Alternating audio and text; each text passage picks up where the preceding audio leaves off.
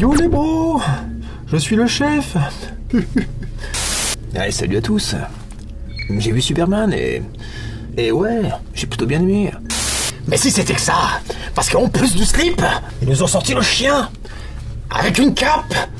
Et pourquoi pas Green Lantern tant qu'on y est. Je sais pas si vous les avez reconnus. Non, allez, j'arrête. Non, là c'est Butch. T'as vu tout de suite, regarde, t'as vu? Là c'est Butch. Bon, alors direct, hein. Moi j'ai un problème avec Superman. Bah, le slowbar. Et sur Terre, je suis désolé, c'est en dessous du pantalon. Non, je déconne. Non, il y a un vrai problème avec Superman depuis toujours. Mais le mec est beaucoup trop puissant. Il peut soulever des continents, aller dans l'espace, voler à la vitesse de la lumière, tirer des lasers avec les yeux, tu sais, ça, qui découpe l'acier, tu vois, voir à travers la matière, tout entendre. Et évidemment, il est totalement indestructible. Là, c'est Son Goku, Thor, Wolverine, One Punch Man, mais avec le gant de Thanos, tu vois le truc. Mais en même temps, c'est trop. Il peut pas y avoir d'enjeu puisqu'il n'a pas de problème. Et voyons le monstre anti-scénaristique qu'avait accouché son créateur, Jerry Siegel. Il a eu l'idée quand même de lui créer un défaut, un talon d'Achille avec la kryptonite. Ah, tout de même. Ouais, sinon on va carrément se faire chier. Je pense que comme moi, il a dû y penser assez vite. Hein. Donc Superman 2025, le film. Alors on connaît l'histoire, hein, c'est un mec en slip qui vole. Puis bon, soit il se prend la tête avec Lex Luthor, soit c'est Zorg. Enfin tu vois, c'est un peu toujours les mêmes histoires hein, qu'on ressort. Mais 12 ans après Man of Steel, en mettant James Gunn aux commandes, ici tu sais que ça va pas être pareil. Ça sert à rien d'être surpris ou je sais pas quoi. On le sait, c'est voulu. Mais alors, c'est mieux ou c'est pire? Écoutez, je me connaissais, je suis pourtant un movie killer. Genre Butch, méchant qui prend des notes en regardant le film, tu vois. Et là pour une fois je vais défendre un film, parce que je le trouve injustement attaqué, je trouve les critiques trop méchants avec ce Superman. Et je dirais que c'est un bon film, mais avec un Superman osef. Car oui, je crois que c'est ça le problème, en fait, ça passerait si ça racontait l'histoire d'un super-héros lambda, moyen. Non mais le film se tient, hein, ça fait le job. On a un bon cas, c'est plutôt bien écrit. Et assez intelligent au niveau de l'écriture du méchant. Et c'est franchement moins bête que la majorité des films de super-héros qui sont sortis ces derniers temps. Donc non, c'est pas une cata. C'est un film plutôt généreux, qu'on a déjà vu 40 fois, c'est vrai. Mais c'est un Superman décevant. Et ça se comprend. Ah, t'étais sur le doigt là hein. Il s'est fait avoir. Il a switché trop vite, il a pas eu le temps. Il était là, il se dit, oh, je le vois, je suis noté. Bam, c'est l'autre. Le talent. Un gros point négatif sur lequel je m'accorde, c'est Superman, parce qu'en vrai le reste on peut le garder, c'est au-dessus de la moyenne. Oui, à la limite l'intrigue des micro-mondes là, c'était de trop. Pas très intéressant, puis c'est de trop, en fait ils en font pas grand-chose. Ouais, puis Clébar. Ouais, on vire de Clébar, c'est bon. Le point négatif c'est Superman quoi, je veux dire. Bon, le cast. Hein, David Corenswet. Admettons. Non mais sa tronche est correcte, hein, ça passe. Parce qu'en vrai il y avait moyen de le rendre épique le mec. Hein. Si on fait un comparo, hein. Il fait 1m93, il est aussi grand que Christopher Reeve. Donc, tu vois, il y a moyen quand t'as un gaillard comme ça. Christopher Reeve qui restera longtemps gravé dans la mémoire, je pense. Hein, même si Man of Steel, Henry Cavill avait repoussé les limites, hein, profitant des progrès technologiques pour nous laisser un Superman mémorable. Un Superman musclé, sage, noble, déterminé. Mais qui ne fait qu'1m85.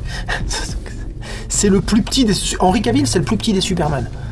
Eh bah si. Non, comment ça, non.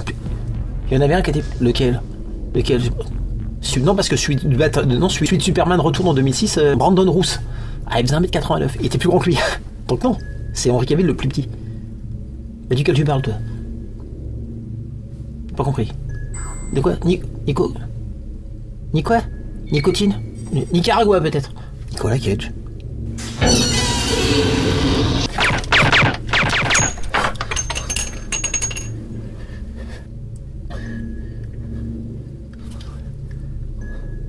J'ai eu une vision horrible. C'est effroyable. Donc ouais, le cast. Voilà. Et le deuxième défaut, pour moi c'est le pire, c'est vraiment celui-là, vraiment. C'est qu'il est pas mis en valeur. Non mais y a pas de plan iconique, tu vois. Non mais c'est tout simple, tu vois, il est comme ça. On le voit beaucoup se faire éclater d'ailleurs. Donc c'est plutôt l'inverse en fait. Le film fait beaucoup trop la part belle au Gang of Justice, ou je sais pas quoi, avec Green Lantern. Ils font la moitié du job, les mecs, on les voit tout le temps. Notamment Mister Terrific. Et puis, Superman, dans sa tuerie, il est pas équilibré, tu vois, il est pas stoïque. Il est pas déter, tu vois. Le mec doute beaucoup trop, alors qu'il est censé être là depuis un moment. Trop impulsif, trop facile à dérouter. On dirait que le mec est en formation. Voilà, franchement. Hein. Et il manque un acte méga ultra giga balèze. Il y a une faille à la fin, mais la faille elle est refermée par Mister Terrific. Avec un Mac. Comme ça. Entrée. C'est le progrès. Hein. En deux clics de souris. C'est pas épique. Hein. Bon, en même temps, il avait déjà refermé la faille de San Andreas dans le premier. Hein. Je sais pas si vous vous rappelez. Et par 2 fois, il avait envoyé une île complète dans l'espace. Donc, voilà, quand t'as déjà soulevé des continents, qu'est-ce que tu peux faire de plus... Qu'est-ce qu'il y a de plus lourd qu'un continent sur Terre? C'est ça la question. 2 continents, peut-être. Ouais. Ouais, faudrait soulever 2 continents, donc. Faut y penser, hein. Qu'est-ce que t'as de plus lourd qu'un continent sur Terre? T'as? C'est... Ouais, bah c'est toi qui es lourd. Bon après, soit il faut être un petit peu gentil hein, quand vous dites voilà, il y a un immeuble, il se fait écraser. Man of Steel aussi, il en chie. Hein. La première grue dans la première scène, sur la plateforme pétrolière, il se fait écraser par la grue. Hein. Tu vois, dans Man of Steel aussi, Superman n'était pas... Voilà, je sais pas que je veux défendre, mais faut rester juste. En fait, dans les séries, les comics, il y a de tout en Superman en fait. Tu sais, t'as du méga méchant, puis t'as du truc pour les enfants, enfin t'as un petit peu de tout dans Superman. D'une certaine manière, c'est pas un outrage. Ils ont fait le choix de prendre un Superman plus faillible, voilà, c'est un choix. J'aime moins, c'est vrai. Eh, c'est la combi. La suite combi, elle est moins bien, non? Mais non, il y a des coutures et tout, on croirait un costume de X-Men, les muscles ne ressortent pas, tu vois. Non, mais c'est Superman, quand il contracte, faut qu'on voit les veines. Dès qu'il entend le mot Lex Luthor, c'est le costume qui craque les manches direct, tu vois. Voilà. Ah, et qui craque à un autre endroit, hein, quand il entend le nom de Lois Lane. Ah, si tu vois ce que je veux dire.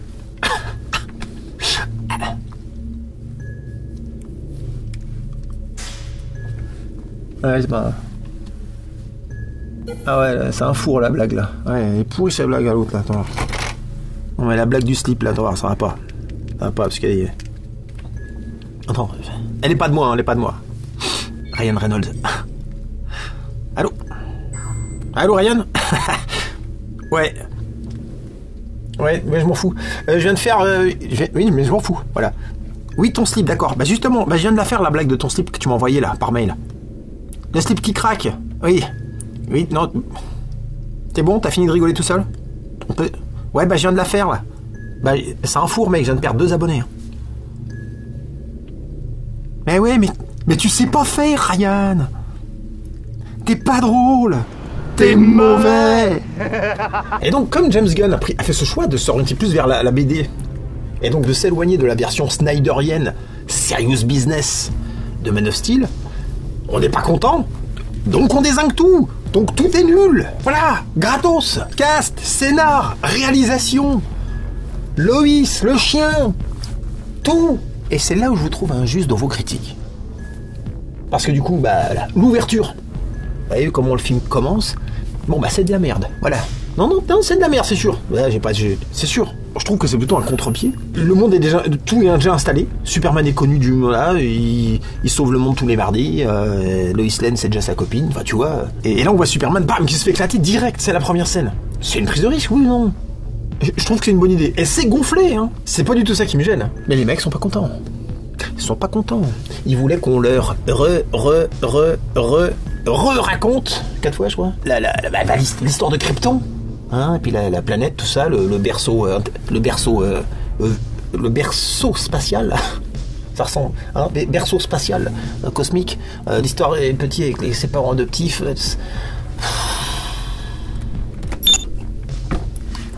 toute façon, si James Gunn l'avait fait, il y en a qui diraient oui, il nous raconte une histoire qu'on connaît déjà. Bref, je serais pas content quand même. Puis je gagne. Super. Bon, le clébard, j'admets, c'est nul. Ça chie ou pas? Alors il y en a qui disent justement le film est nul, mais à cause le chien, oh non ça va, j'aime bien. Puis il y en a d'autres, le chien, c'est vraiment de la merde. C'est des choix marketing parce que ça c'est la tonalité BD pour gosses qu'ils nous ont fait. Fondamentalement, c'est pas à chier, c'est juste pas pour trop les adultes beaucoup. Voilà, c'est tout public. Moi tu me demandes évidemment, je reste sur Man of Steel et puis je dégage le chien évidemment. Mais bon, voilà, je suis pas patron Disney. Hein. C'est Disney qui a DC ou pas? Petit rajout de dernière minute. J'ai eu une idée concernant le chien. Oh, ta gueule!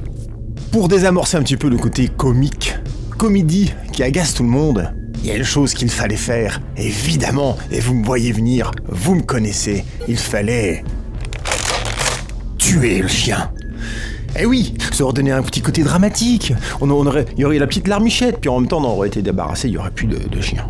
Voilà. Et surtout, ça ferait comme dans le John Wick. Le mec, il serait super énervé, tu vois. Parce qu'on a tué son chien. C'est pas comme si quelqu'un qui essaie de détruire la Terre. Là, ça rigole plus, ok? Voilà. C'était une idée comme ça. J'ai envoyé un mail à James Gunn l'autre fois, avec toutes mes idées. Tu crois qu'il l'a lu? Bah non. Mais il lit pas mes mails.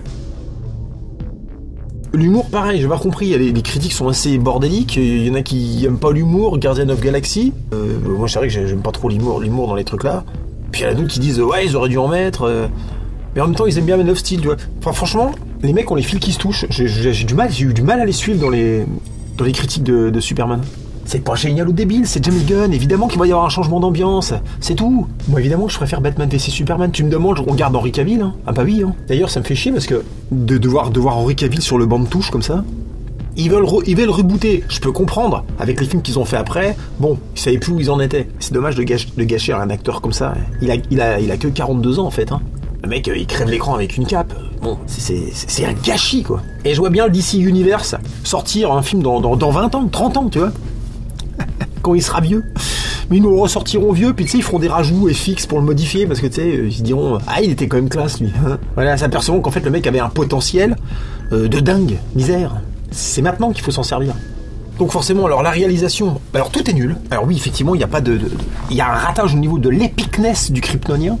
J'en ai déjà parlé juste avant. Il est pas mis en valeur. Il y a que dalle, c'est vrai. Il y a 0 plan collector. Hein. Il y a pas une image qui te restera. Mais pareil, ils vont exagérer. Ils vont critiquer la focale. Alors déjà, pour critiquer une focale, faut déjà y aller quand même. Donc tous les plans, tous les ratages, les couleurs, les slips, le chien encore une fois, la rivière de Proton. Les gens sont devenus fous avec la rivière de Proton. Je dis ouais, je sais pas à quoi ça ressemble, mais peut-être c'est ça en fait. On sait pas. Voilà, tout est.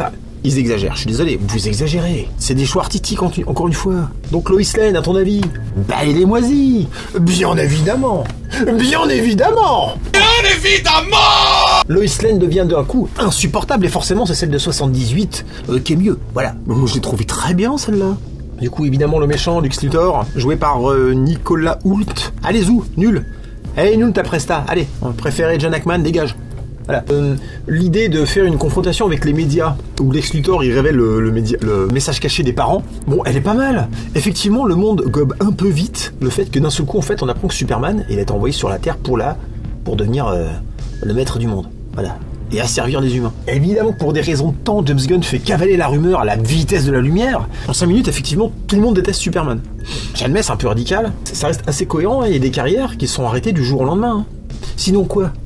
Vous vouliez le détail de qui a retweeté qui? Combien d'influenceurs ont relayé l'info? Combien ont-ils été payés? Carte ou espèce? Attention. Et cette guerre médiatique, elle est très bonne. Le Daily Telegraph contre l'Empire Lex Luthor. L'affrontement d'empire médiatique, c'est très actuel. Et c'est pas foncièrement nul en soi. On peut exiger du film que Superman n'ait que des choses à résoudre à base de praline. Pourquoi pas? Mais James Gunn choisit de mettre en scène plusieurs terrains de combat, dont certains échappent à Superman. Les réseaux, par exemple. C'est un choix. C'est pas incohérent. Ça va juste très vite, oui. Et les autres adversaires sont très bons, d'ailleurs. Les adversaires de bagarre, hein, je veux dire. Et il en aura des très bien. Oui, Superman, il s'en prend plein la gueule. Ouais, mais dans cet épisode, ils lui ont quand même réservé des adversaires de taille. Donc les médias, déjà. La kryptonite. Parce qu'il va y avoir comme de la kryptonite dans cette histoire. L'ingénieur, la fille, l'ingénieur nanotech, qui a presque réussi à le tuer, hein. Ainsi que Ultraman. Car spoil, très dur à battre. Et pour cause, Lex Luthor a réussi, spoil, j'ai prévenu, à cloner Superman. Eh ben oui, forcément, il se bat contre lui-même. Ah oui, c'était un peu dur à battre, oui. Et il y arrive d'ailleurs. Donc Superman peut battre Superman. Ben, je trouve que c'est balèze, il s'était jamais battu lui-même. Le challenge est loin d'être dégueu, hein. Mais effectivement, la réelle ne met pas ça en valeur. Parce qu'effectivement, les plans sont pourris, c'est pas... Ouh. Et autre chose dans le scénario, c'est le plan de Lex Luthor. Alors comme d'habitude, c'était mieux avant. Ben, ça a toujours été ça. Les trucs d'invasion militaire bidon, là, dans un pays qui ressemble à l'Ukraine. Oh, mais c'était déjà ça avant. Lex Luthor, il a toujours eu des plans cheatés, encore plus cheatés que le plus cheaté des méchants de James Bond. Et rappelez-vous l'affaire de Batman v Superman. Avec l'espèce de balle spéciale que Loïs récupère. Vous l'avez suivi ce truc? Il y a une enquête un peu pète bonbon qui est en parallèle comme ça. La machination de Lex dans un pays oriental, à base de matériel militaire, c'est exactement la même chose. Dans un pays désertique qui ressemblait à l'époque, donc, parce qu'à l'époque c'était la mode, à l'Afghanistan, parce que c'était le pays en question tendance du moment.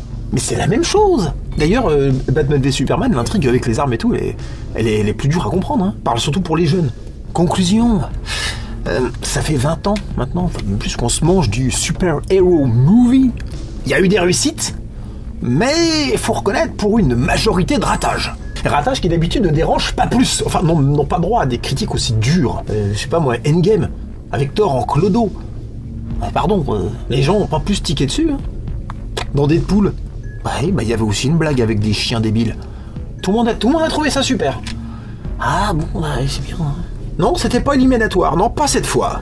Alors pourquoi tout est éliminatoire cette fois-ci? Pourquoi les gens sont excessivement durs? Parce que c'est Superman. C'est le super-héros. N'a pas le droit de bâcler, c'est vrai. Mais vous condamnez tout car l'essentiel est raté. C'est objectivement injuste. Réussir le gros du film, mais rater l'iconisation du super-héros des super-héros, est-ce que ça condamne le film? Sachant que c'est censé remplacer Man of Steel. C'est toute la question. Sleep or not sleep? That is the question. Tu sais, si tu t'abonnes un jour, tu seras aussi fort que Butch Wallace.